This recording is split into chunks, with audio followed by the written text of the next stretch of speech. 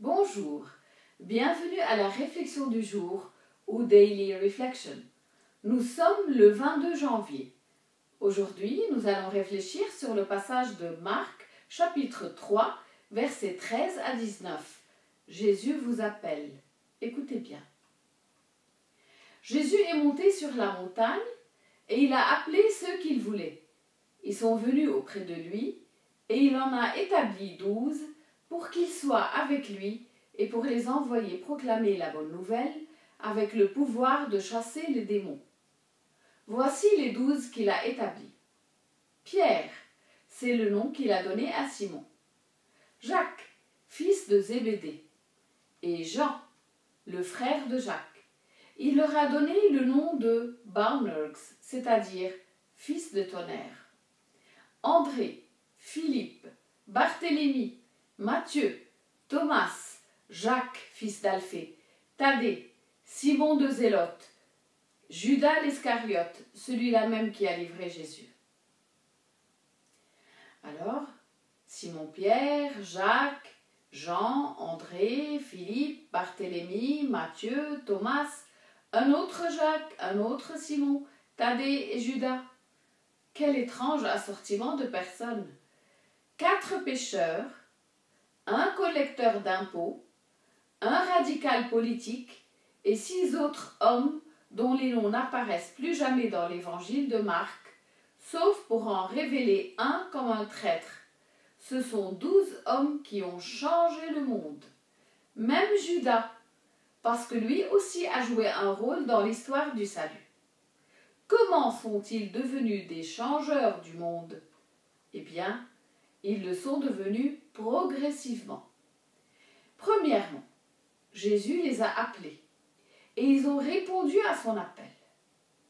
Deuxièmement, Jésus les a nommés apôtres. Le mot apôtre vient du mot grec apostolos, qui signifie être envoyé. Troisièmement, ils ont été appelés à être avec lui ou vivre en sa présence. Pendant ce temps, ils ont vécu avec lui et ils ont appris de lui.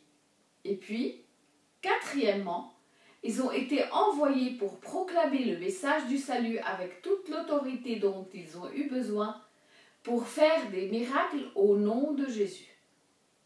Nous voyons avec quelle efficacité et puissance ils ont fait cela dans les actes des apôtres. À travers eux, le Christ est proclamé dans le monde entier. Actuellement, Jésus appelle toujours à lui ceux qu'il veut. Pas nécessairement pour être ses apôtres, car les tâches du ministère à accomplir sont multiples. Paul déclare dans l'Évangile que Dieu a appelé certains à être apôtres, d'autres des prophètes, et aussi des évangélisateurs, des pasteurs, des enseignants. Mais tous ont été appelés avec un objectif commun: construire le corps du Christ.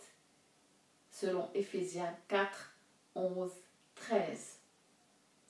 Il veut aussi que nous cheminions avec la puissance des apôtres d'autrefois. Mais pour y arriver, il faut d'abord répondre à son appel à le suivre, ensuite vivre en sa présence, avant de se lancer enfin dans la mission comme les apôtres ont été envoyés avec le message du salut. Avez-vous entendu son appel? Non? Eh bien, écoutez son appel maintenant. Car il s'adresse à vous en ce moment même et il vous dit: viens et suis-moi. Vous n'avez pas besoin de moi pour vous rappeler que nous sommes un peuple brisé, vivant dans un monde brisé. Il n'y a qu'une seule chose qui puisse apporter la guérison à la fois au monde et à ceux qui y vivent. C'est l'amour. Mais ça doit être un amour divin, plein de patience et de gentillesse. Un amour qui n'est pas envieux, qui n'est pas prétentieux non plus, ni fier. Un amour qui ne se réjouit pas du mal, mais se réjouit de la vérité. Un amour qui ne garde aucune trace des torts. Si nous restons avec Jésus, il nous apprendra à aimer ainsi. Avez-vous besoin de guérison? Voulez-vous guérir le monde?